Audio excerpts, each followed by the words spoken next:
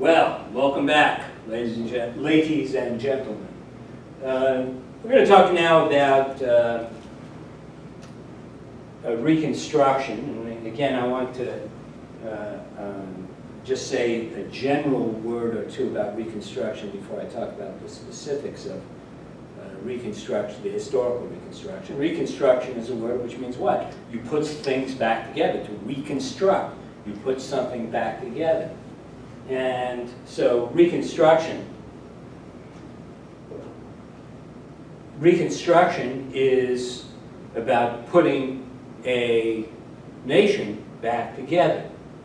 You have to remember that at the close of the Civil War, northern and southern troops had been shooting and killing each other.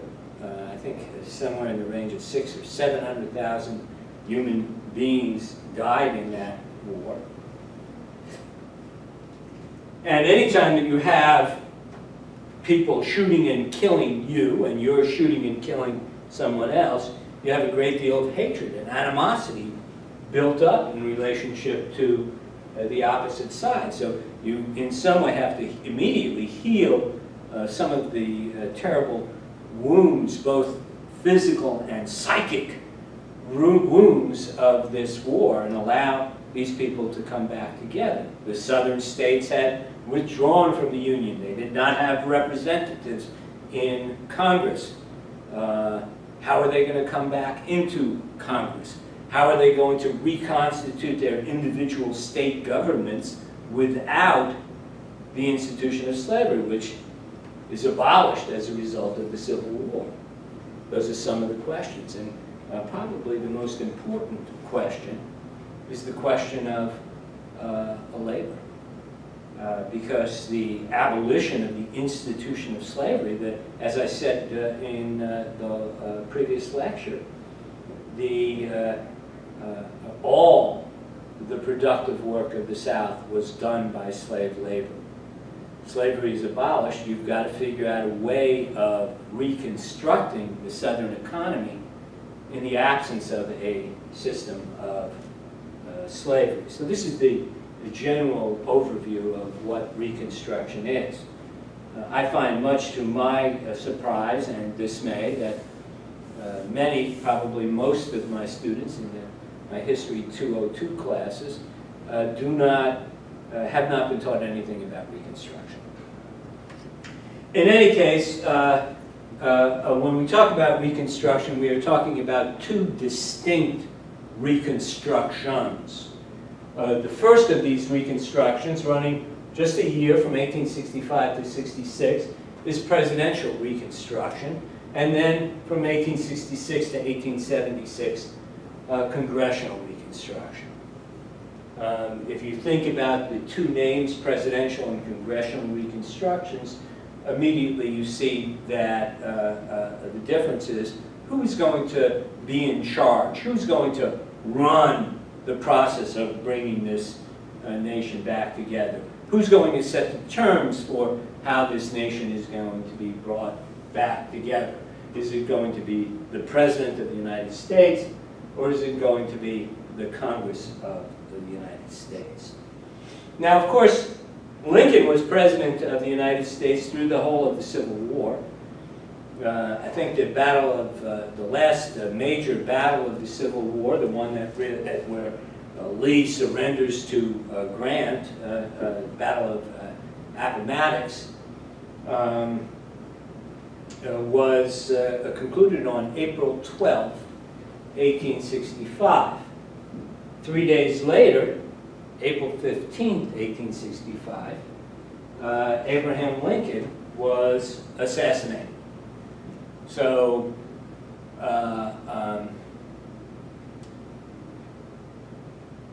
Lincoln, who had led the country through Civil War, was not going to lead the country through Reconstruction.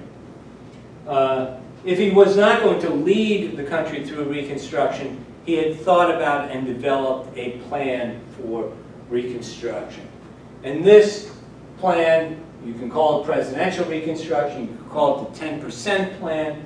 This plan said this: that when 10% of a given rebellious state's voters pledged their loyalty to the United States, that they could come together, reestablish state government, rewrite the state constitution, elect the state government, and elect representatives to be sent to the federal government. It is an extremely lenient plan. Lenient meaning what? Meaning that it is not punitive. It does not punish the men who led the secession from the United States government. Within this 10% plan, Lincoln himself had made no provisions for guaranteeing the rights of the freed slaves. Now we know from the experience that Lincoln had in ordering the reconstruction of the government of Louisiana. Louisiana was a state that early in the Civil War, relatively early in the Civil War, fell to the Union. That is to say, was brought back by Union military under the auspices of the Union. And early on, it reconstructed much on these terms. We know from that experience that Lincoln privately campaigned to guarantee the rights of the freed slaves, but within the plan itself, there was no guarantee of those rights. Lincoln said that it would be a terrible travesty, that morally it would be bankrupt for the Union to abandon the rights of the slaves into the hands of their former slave owners, but insofar as the time of Lincoln's death, at the time of Lincoln's death, he had not made any distinct or definite plans to maintain those rights as part of an effort to reconstruct the country. When Lincoln was assassinated, his vice president, a man named Andrew Johnson from Tennessee, became president of the United States. And Johnson was a unique figure in this era of secession and Civil War. Johnson had been a senator from the state of Tennessee at the time of the secession from the Union. And Johnson, at the time, denounced the secession, refused to leave the Senate, said, "I was elected by the people of the state of Tennessee to serve in the United States Senate, to serve them in the United States Senate, and this illegal secession does not change that. I will continue to represent the people of the state of Tennessee in the Union." But he said something even stronger than that. He said of the people who were leading the secession, he said, "I would have them arrested, and if convicted, within the meaning and scope of the Constitution, by the eternal God, I would execute them. So treason must be punished. The secession from the Union is treason to the Union. Its enormity and the extent and depth of the offense must be made known." Because of statements like this, when Johnson took control of the presidency, when he became president, there were some people in Congress, the radical Republicans. I'll talk more about the radical Republicans in a short while, but what I wanted to say here is that the radical Republicans are largely people who had been abolitionists prior to the Civil War. They were against slavery. They wanted to see the full rights of American citizens conferred on the freed slaves. They felt that Lincoln in not guaranteeing the rights of the freed slaves, had made a grievous error, and they felt that in Johnson's hands, the slaves, the freed slaves, would be safer.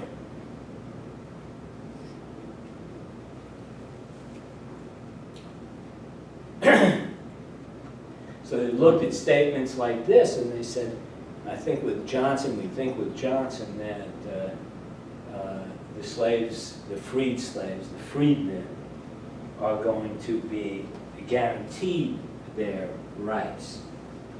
The other important period prior to Johnson becoming vice president, at which Johnson's actions were scrutinized carefully, was the point at which Lincoln issued the Emancipation Proclamation. Tennessee,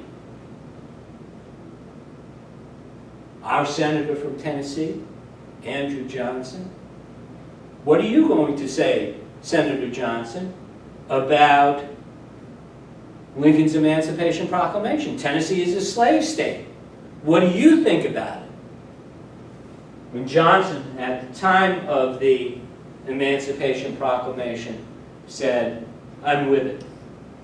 I'm with it first because it is right in itself. It is right to free the slaves in itself.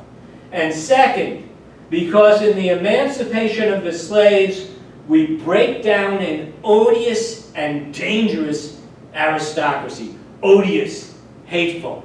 Aristocracy ruled by a small elite class, by which Johnson means the rule of the slave-owning class in the South. I think we are freeing more whites than blacks in Tennessee. What? I think we are freeing more whites than blacks in Tennessee. That last line is the key to understanding Andrew Johnson.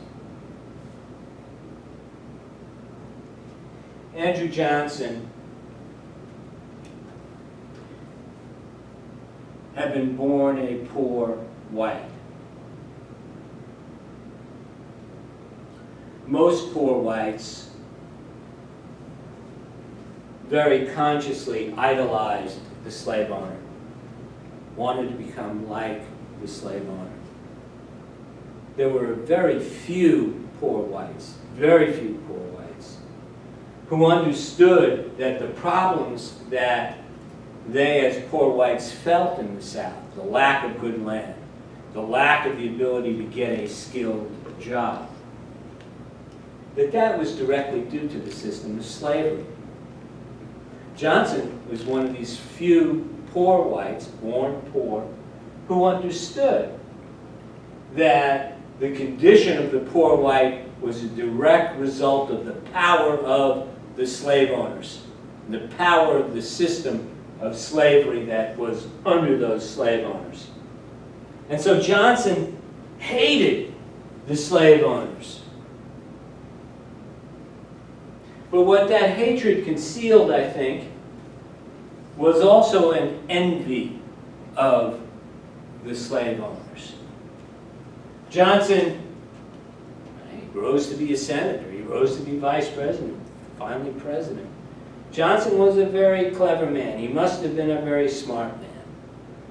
Very, very few poor whites made the rise that Andrew Johnson made. But Johnson always felt one down in relationship to the slave owners. The slave owners, the great slave owners of Tennessee, treated Johnson with disdain.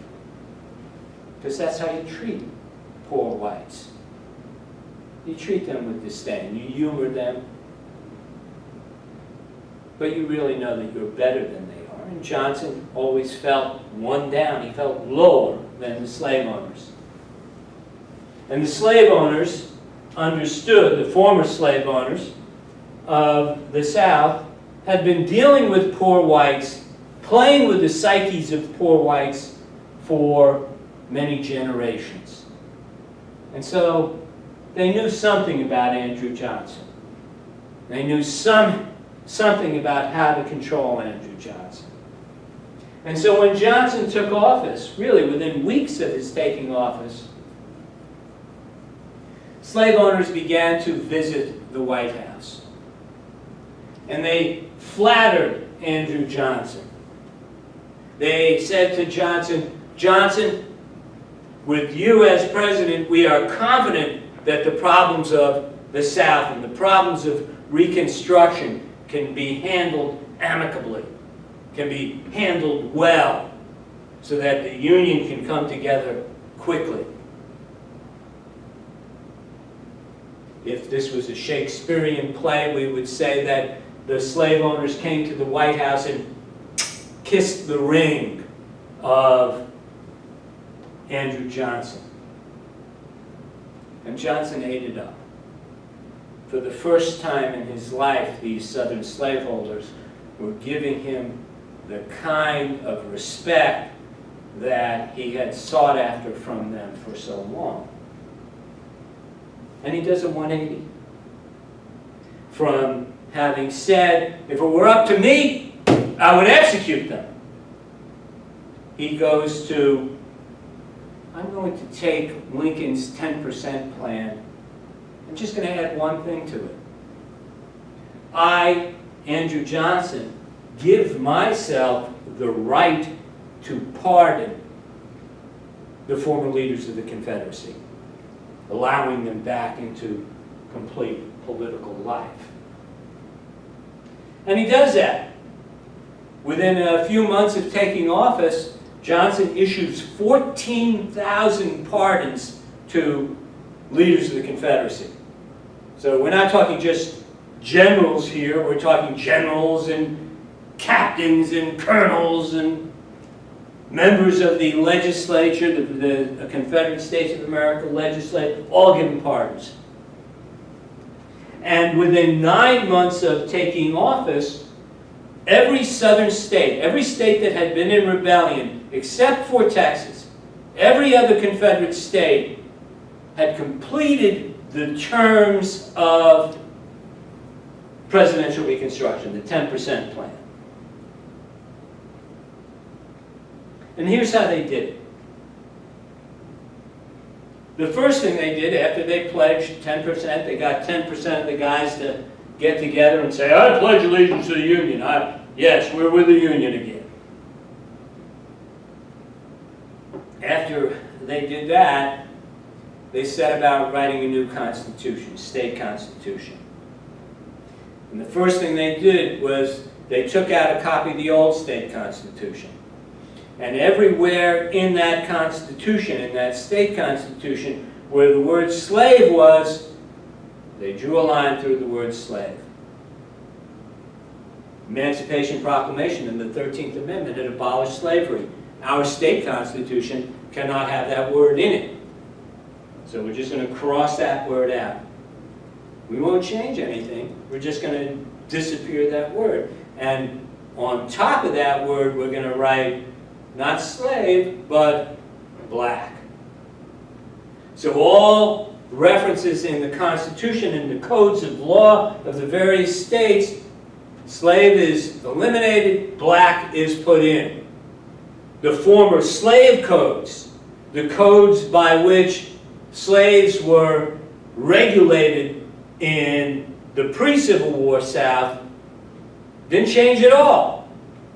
Simply the name changed from the slave code to the black code. So within 9 months of taking office, slavery had been reinstituted in every southern state except Texas without calling it slavery. Let's look at these black codes in a little bit more detail. Here are the various kinds of black codes. I'm not going to go through all these. I wanted to begin by focusing on the vagrancy code, because the vagrancy code explains everything else. To be a vagrant is to be a person without visible means of support. Even in my life, and I think today we are seeing a return of this, if you were a vagrant, the police could pick you up and put you in jail. Well, in the period of presidential Reconstruction, The vagrancy code says this: if you are a black person in the state of Louisiana, the state of Mississippi, or South Carolina, each of the states had their own different codes, but all these codes are generally the same.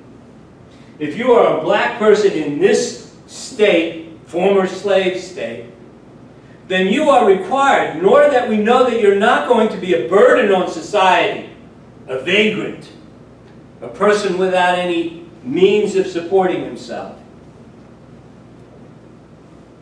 If you are a black person in this society, we want to guarantee that you are self-supporting. And so every single black person in this society must have a written labor contract for 1 year with some landowner. And if you do not have a written labor contract with some landowner, white landowner obviously, then you're going to be arrested for vagrancy. And the sheriff will put out a call to the local landowners for bail for you. And some local landowner, likely your former owner, will bail you out. And in order to pay off the bail that he's paid for you for your freedom, you're going to have to work for him for 1 year for free. So you've got to have a written yearly labor contract. You don't have that contract, you've got to work for a year for free for the guy who bails you out. What kind of bargaining power have you got in terms of drawing up a labor contract with this vagrancy code behind you? If you don't accept the terms of the landowner say, fine, you're a vagrant. You don't want the labor contract I have to offer you? I'm going to have you work for me anyway for free. And so the vagrancy code underpins a system where the freed slave, the freedman, has almost no bargaining power whatsoever. Even if you have a written labor contract, however, you're still in hot water. Here is a segment of the Florida Black Codes. It says this: when a contracted laborer shall refuse or neglect to perform the stipulations of his contract by willful disobedience of order, wanton impudence, or disrespect to his employer or his authorized agent, failure or refusal to perform the work assigned to him, idleness or abandonment of the premises or the employment of the party with whom the contract was made, he or she shall be liable to all the pains and penalties prescribed for the punishment of vagrancy. Think about what this means for a second. Think about what this means for a second. I want to translate this out into a single sentence. Do exactly what you're told, or you will be declared a vagrant, and then you're going to work for me for free anyway. That's what it means. You are not allowed to talk back to the person who owns the land on which you're working. You must do exactly what that person tells, or you will be a vagrant, and then you will be arrested, and I'll bail you out, and then you're going to have to work for free for me anyway. So this is slavery in everything but name. Here's a picture, by the way, of a freedman being bailed out in an auction in Florida off of the Black Codes.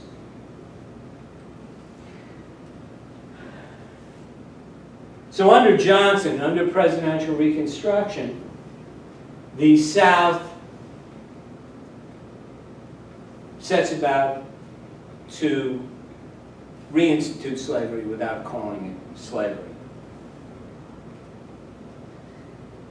And here is what I think is perhaps the saddest part of the story.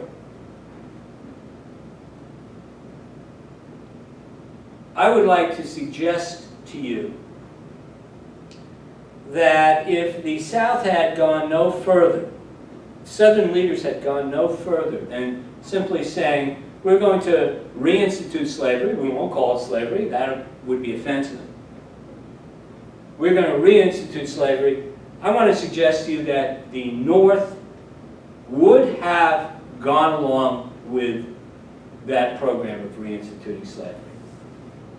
I said prior to the Civil War that slavery was immensely profitable to the North, and the North was not interested in whether the people doing the work in the South were free or not. And so they would have, with the hopes of rebuilding that tremendous profit engine that slavery had been for them, for Northerners, in the hopes of rebuilding that tremendous engine of profit, the North would have been content to see the reinstitution of slavery, without the name slavery, in the South. The difficulty for the North, the leaders in the North, however, was that the South was not interested in simply reestablishing slavery. They were interested in taking control of the federal government. Prior to the Civil War, prior to Abraham Lincoln becoming president of the United States, the South dominated the federal government, dominated the policies of the federal government, and those policies prevented or inhibited the growth of a portion of northern industry and northern commerce. One example is the existence of a tariff. A tariff, if you look it up, I hope that you know what a tariff is. A tariff is a tax placed on goods that come from other countries. Prior to the Civil War, northern industry was not nearly as mechanized as was British industry. And the result was that in the absence of a tariff, or in the presence of a very low tariff, a tax on goods coming from Great Britain, in the absence of that kind of protection for northern industry could not compete with British industry. If you have a high tariff on British goods, then northern industry can compete with British industry. But British industry, far more industrialized than American industry, could outsell, underprice, produce better quality goods than could northern industry. So a tariff was a necessary element in the further development of industry in the North. And the South said, no, we do not want a tariff. Why should we pay more for industrial goods produced in the North than we have to pay for industrial goods produced in Great Britain? Not only that, when we give northern industry a tariff, we also give increased economic power to northern industry and northern finance and northern commerce. And we already don't like what they're doing. They're benefiting from our work as owners of slaves. And so in order to contain the power of the northern rich class of people, the South opposed the tariff. They had a bunch of other things that policies that they promoted that would have wrecked or hurt the ability of the North to develop economically still further. And so, not only did the South want to reinstitute slavery, but the South also wanted to reinstitute control of the federal government, put in place policies that Northern industry and finance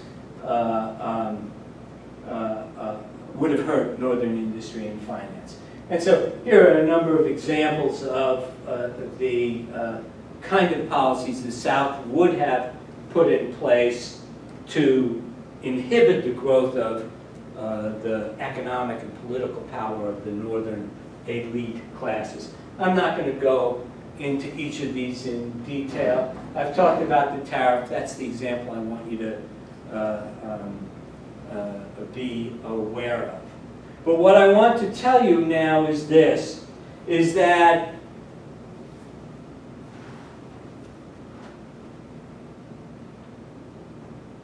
when a segment, the majority segment of the Republican Party, the leaders of the North, when a segment of the Northern political leaders understood that the South was intent on coming back into the federal government and attempting to take control of the federal government, those people, we will call them the moderate Republicans.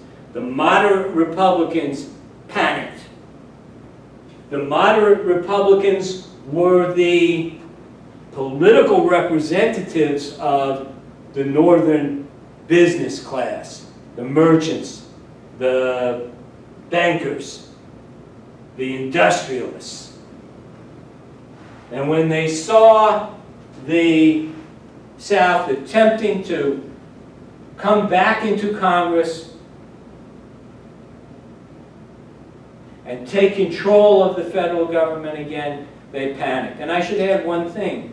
The South is going to return to Congress with more representatives than it had when it left. And the irony here is that the South, while it's going to attempt to reinstitute slavery, is going to have more representatives precisely because slavery has been abolished. I don't know if you've taken some of the American history survey classes. We talk about the Constitution, but representation in the House of Representatives was based on a formula that went something like this. We are going to give each state a number of representatives based on the whole number of free people plus 3/5 of the number of slaves. So in the South in 1860 there were about 4 million slaves. 3/5 of 4 million is 2.4 million. The existence of 4 million slaves, not one of those slaves votes. Of course they don't vote. And yet for purposes of representation in the Congress of the United States, it's as though there were an additional 2.5 million, just about 2.5 million free white people. The South has a bonus in Congress. And the abolition of slavery eliminates 3/5. The 3/5 clause in the Constitution. So now the 4 million former slaves are going to be counted not as 3/5, but as 4 million. Not as 2.4 million, but as 4 million. That's an additional 28 representatives in the House of Representatives. So the moderate Republicans panic when it appears to them as though the South is going to return with more political power and institute policies that are going to harm Northern business and finance and industry. All right, so what I've said now, I want to look at the Republican Party for a moment. I've said that there are a faction of the Republican Party, the vast majority, 80%, 75, 80% of the Republican people in Congress are in this category that I've called moderate Republicans, representatives of the business classes of the North, representatives in their thinking of the business classes of the North. There's also a wing of the Republican Party, which I mentioned earlier, called the radical Republicans. These are people who used to be abolitionists prior to the ending of slavery, were opposed to slavery. And these radical Republicans see that the moderate Republicans are panicking. And they see in that panic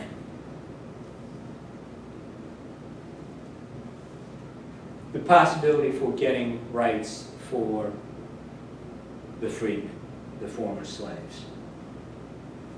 Here is a man named Charles Sumner.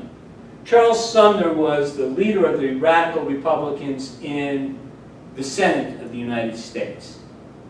And here you see a speech in which Sumner offers a deal to the moderate Republicans. Pay attention, this is important stuff. Twice already, says Sumner, since rebel slavery rose, necessity has spoken to us, insisting, first, that the slaves should be declared free, and secondly, that muskets should be put into their hands for the common defense. Reason, humanity, and justice were powerless in this behalf. Let me stop there. Reason, humanity, and justice were powerless in this behalf. From the standpoint of reason, from the standpoint of justice, from the standpoint of humanity, when the Civil War started, freeing the slaves made absolute sense. Reason called for it, humanity called for it, justice called for it. But you did not listen. You wanted to wage a war without freeing the slaves, says Sumner. But necessity was irresistible. Without emancipation, followed by the arming of the slaves, rebel slavery would not have been overcome. Only when you realize that the only way to overcome the power of the Confederacy was to end slavery, that's when you chose it. It wasn't reason, it wasn't humanity, it wasn't justice. It was simply that you understood the only way you could maintain the Union was to end slavery. Necessity. At last, the same necessity insists with the same unanswerable force upon the admission of freedmen to complete equality before the law. Reason, humanity, and justice, all of which are clear for this admission of the freedmen, may fail to move you. So once again, it's the close of the Civil War from the standpoint of reason, humanity, and justice, the admission of the freedmen to complete equality before the law. You can't dispute it. Reason, justice, and humanity demand that the former slave now be given all the rights of an American citizen. But you're not listening to that, are you? Says Sumner. Reason, humanity, justice may fail to move you, but you must yield to necessity. Their votes are as necessary as their muskets. Their votes are as necessary as their muskets.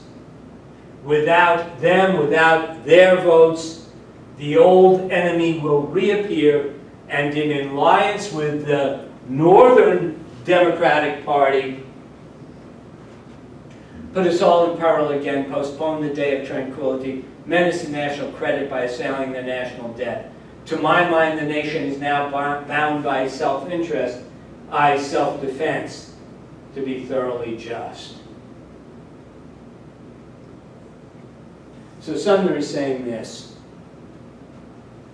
Sumner is saying, you're scared, you're panicking because the South is threatening to return and take control of the federal government.